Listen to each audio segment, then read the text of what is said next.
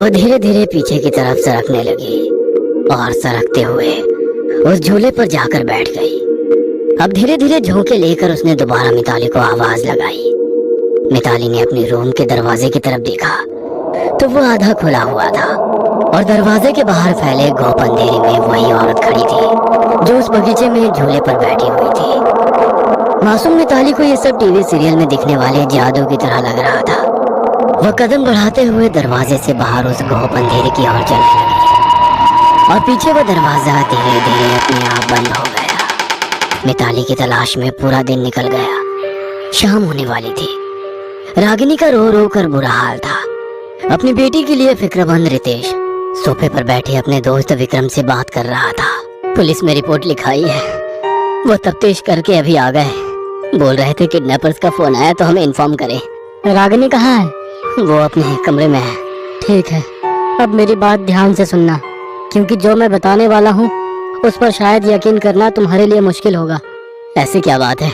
मेरे ख्याल से किडनैपर्स का फोन कभी नहीं आएगा। तुम ये कैसे कह सकते हो? क्योंकि इस इलाके को मैं जानता हूँ। मतलब? साफ साफ बोलो। विक्रम कुछ बोलता कि तभी जोर से आवाज करते हुए सीढ़ियों के ऊपर से एक बर्तन लुढ़कता हुआ नीचे उसके पैरों तक आ गया। विक्रम की नजर सीढ़ियों के ऊपरी छोर पर गई और जैसे उसके दिल की धड़कन ही थम सी गई। एक सफेद परछाई उसे ऊपर के कमरे के आधे खुले दरवाजे में नजर आई। रितेश, चल हम पुलिस स्टेशन जाकर आते हैं। अरे पुलिस तो अभी यहाँ से गई है, देखते हैं कैसी जांच हो रही है। पर पुलिस अपना काम कर रही है। विक्रम गाड़ी चला रहा था। उसके परेशान चेहरे की तरफ देखकर रितेश ने पूछा, क्या बात है? कुछ परेशान लग रहे हो? और इतनी जल्दबाजी में हम पुलिस स्टेशन क्यों जा रहे हैं? हम पुलिस स्टेशन नहीं जा रहे हैं, तुमने जो ये बेवकूफी की है उसका उपाय जानने जा रहे हैं। मैंने कौन सी बेवकूफी की है? बिना जांच पड़ताल किए एक ऐसी जगह पर रहने आया जो कई दिनों से नहीं बल्कि कई सालों से बंद पड़ी है, जहाँ पता नहीं कौन कौन सी शैतानी ताकतें मौजूद है। शैतानी ताकतें? क्या बकवास कर रहे हो? आज के जमाने में भी तुम इन बातों पर यकीन करते हो? यकीन? उस गांव में कई सालों से कोई नहीं रहता। शहर के पास होने की वजह से एक कॉन्ट्रैक्टर ने वहाँ कुछ मकान बनाए, बच्चों को खेलने के लिए गार्डन बनाया, पर 2 परिवार के छोटे बच्चे गायब हो गए। काफी ढूंढने पर भी कुछ हासिल नहीं हुआ। क्या हुआ उन बच्चों के साथ?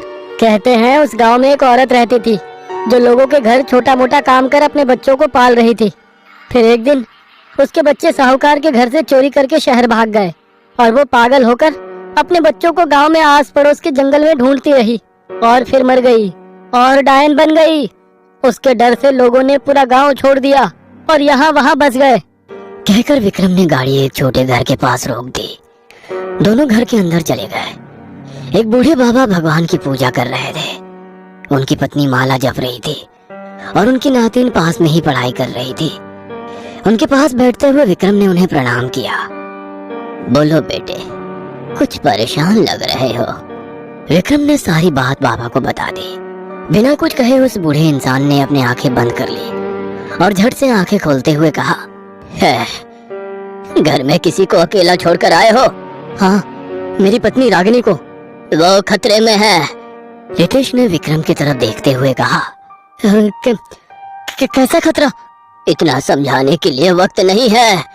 उसे फोन करो और बताओ कि घर में जहाँ पूजा घर है वहाँ जाकर आंखें बंद करके बैठ जाए और तुम दोनों रात होने से पहले उसके पास पहुँचो। आज की रात शैतान सबसे ताकतवर होगा। रितेश ने रागिनी को फोन किया पर वो फोन नहीं उठा रही थी। वह झट से उठकर खड़ा हो गया और बाहर निकला। विक्रम भी उस बूढ़े आदमी के पैर छूकर आशीर्वाद लेकर निकला। विक्रम गाड़ी चला रहा था और रितेश लगातार रागिनी को फोन ट्राई कर रहा था। दोनों तेज रफ्तार से गाड़ी से घर जाने लगे। रागिनी अपने कमरे में गुमसुम बैठी थी और मोबाइल बाहर हॉल में सोफे पर पड़ा था। सूरज धीरे धीरे ढलने लगा और गुमसुम बैठी रागिनी के कानों पर आवाज पड़ी। रागिनी के दिल में खुशी की लहर दौड़ गई क्योंकि वो आवाज मिताली की थी। उसने झट से आवाज की तरफ देखा तो दरवाजे के बाहर कुछ दूर कोई छोटी बच्ची खड़ी थी। अंधेरा हो रहा था इसलिए साफ साफ कुछ भी नजर नहीं आ रहा था, पर आवाज मिताली की थी। रागिनी दौड़ती हुई दरवाजे से बाहर निकली पर मिताली दूर दूर जा रही थी। जैसे वो मिताली के पास पहुंचती, मिताली और दूर नजर आती। पैरों में चुभते कांटे, नुकीले पत्थर से लहूलुहान हालत में अपनी बेटी के लिए बेचारी रागिनी चलती जा रही थी। चलते चलते मिताली उसे एक जगह खड़ी नजर आई।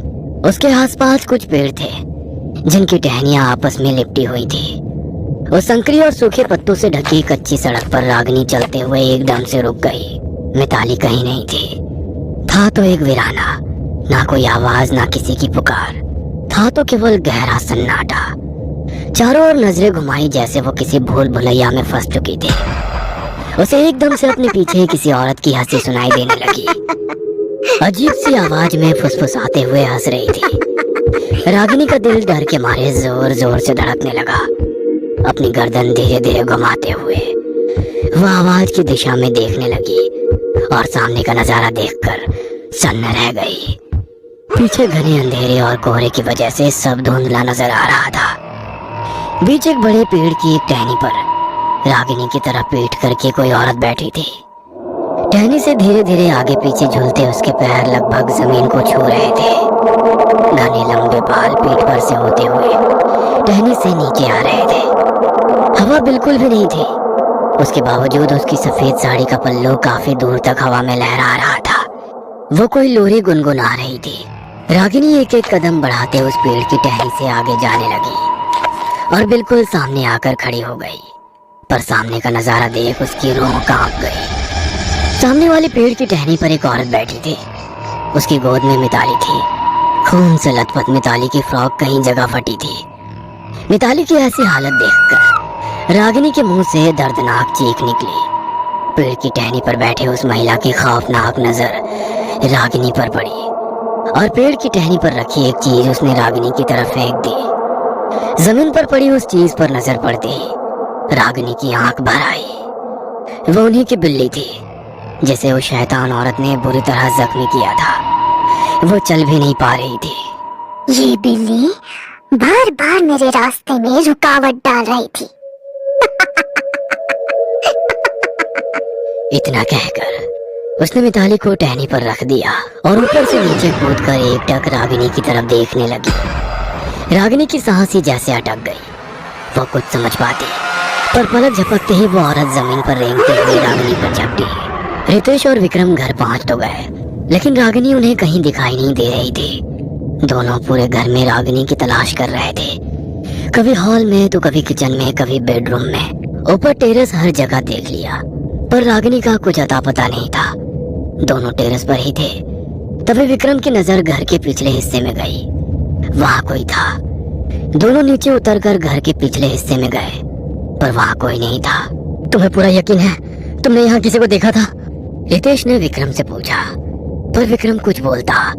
तभी जंगल से किसी औरत की चीख सुनाई दी। दोनों का कलेजा कांप गया। रितेश समझ गया कि आवाज रागिनी की थी। दोनों बिना कुछ सोचे जंगल की तरफ भागने लगे। रागिनी की दर्दनाक चीखें दोनों को सुनाई दे रही थी, पर अब आवाज की दिशा समझ नहीं आ रही थी। दोनों जंगल में अलग हो गए। विक्रम घूम फिर कर एक ही जगह आ जाता। 3 बार यही हुआ तो वो समझ गया कि कुछ तो उसके आसपास है, और तभी उसे अपने पीछे एक अजीब सी हंसी सुनाई देने लगी। उसका दिल जोर जोर से धड़कने लगा। हिम्मत करके उसने मुड़कर पीछे देखा, पर सब कुछ शांत हो गया। तभी जमीन पर कुछ हलचल होती सुनाई देने लगी, जैसे कोई रेंगता हुआ जा रहा हो, और अगले पल किसी ने उसके दोनों पैर जकड़कर खींच लिए, जिससे वो जोर से जमीन पर गिर पड़ा। कौन है? सामने आओ! उसकी आवाज में डर था। तभी उसके पीछे फैले अंधेरे में एक सफेद चेहरा आगे आया और उसके कान में बुदबुदाया। मरने की इतनी जल्दी हो गई है? उसने झट से मुड़कर देखा तो कुछ भी नहीं था, पर तभी उसी काले अंधेरे से निकलकर जमीन पर रेंगती हुई एक सफेद परछाई उस पर झपटी और उसकी चीख गहरे सन्नाटे को चीरती निकली। रितेश ने भी वो चीख साफ साफ सुनी। वो उस आवाज के पीछे भागने लगा। भागते भागते उसी जगह पहुंचा जहां रागिनी आई थी। कोई मेरी बेटी को बचा लो, कोई मेरी बेटी को बचाओ। रागिनी की वो दर्द भरी आवाज सुनकर वह वहीं रुक गया। नजरें घुमाए चारों तरफ देखने लगा। तभी उसके पैरों पर कुछ पानी की बूंदें टपकने का एहसास हुआ। उसने पैरों को हाथ लगाकर देखा तो वो खून था, और दोबारा उसके हाथ पर खून की बूंदें गिरने लगी। उसने धीरे धीरे अपनी गर्दन ऊपर की तरफ घुमाई। तभी ऊपर पेड़ की टहनी पर बैठी रागिनी ने उसके ऊपर छलांग लगाई। मैं मेरी बेटी को नहीं ले जाने दूंगी। रितेश वहीं पर बेहोश हो गया। रितेश को कुछ कुछ महसूस हो रहा था, जैसे कोई उसका शरीर जमीन पर से घसीट कर कहीं ले जा रहा था, और साथ ही एक औरत के बड़बड़ाने की आवाज आ रही थी। तू मेरी बेटी को ले जाएगा, तेरे जिस्म के टुकड़े कर दूंगी।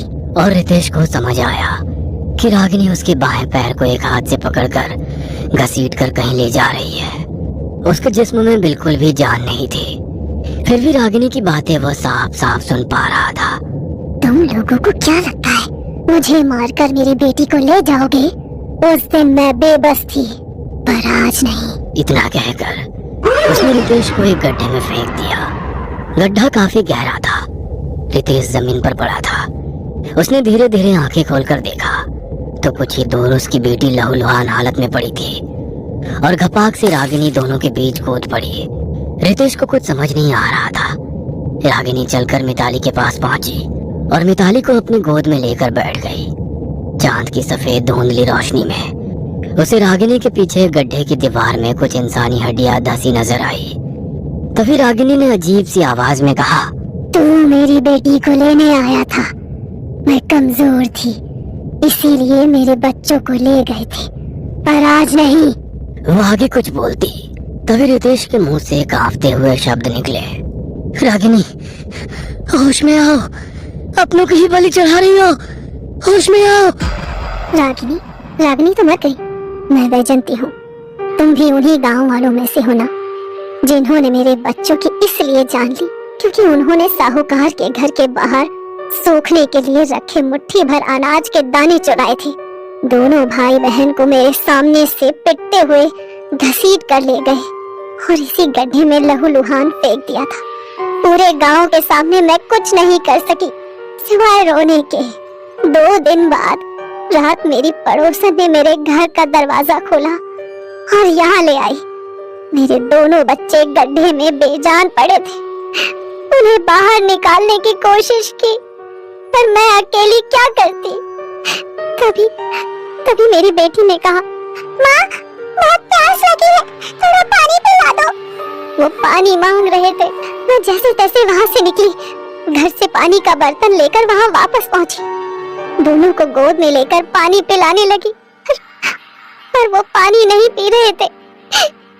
बेटा पानी पी लो, अभी तो तुमने पानी मांगा था ना, तुम्हारी माँ पानी लेकर आई है। बेटी ऐसा मत करो बेटा, लो पानी पी लो।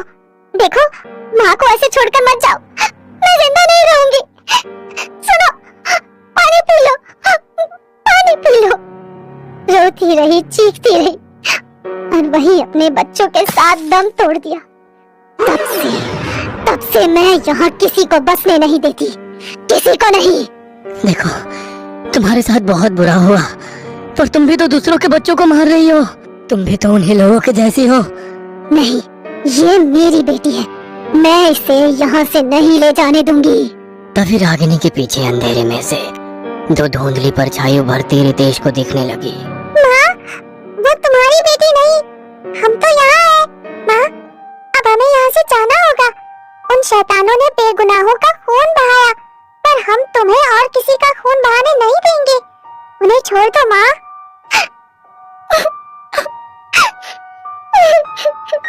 उन बच्चों को देखकर रागिनी सिसक कर रोने लगी और एकदम से वहीं बेहोश हो गई। कुछ दिन बाद रितेश सबको लेकर अपनी कार से उन पंडित जी का आशीर्वाद लेने जा रहा था। रागिनी पास ही बैठी अपनी माँ से फोन पर बात कर रही थी और पीछे मिताली गुमसुम सी बैठी थी। तभी एकदम से रितेश ने गाड़ी के ब्रेक दबा दिए। मिताली घबरा गई। अरे क्या हुआ? रागिनी ने घबरा कर पूछा। कुछ नहीं, तुम दोनों गाड़ी में ही बैठे रहो, कहकर रितेश नीचे उतरा और टायर की तरफ देखा। रागिनी समझ गई कुछ तो हुआ है। रितेश नीचे झुका और घबराते हुए कुछ उठाकर खड़ा हो गया। उसके हाथ में उनकी वही बिल्ली जख्मी हालत में थी जिसे कुछ दिन पहले उसने इसी जंगल में छोड़ा था। उसे जिंदा देखकर मिताली खुशी से झूम उठी। पापा, स्वीटी को डॉक्टर के पास ले चलो। और उनकी कार शहर की तरफ भागने लगी।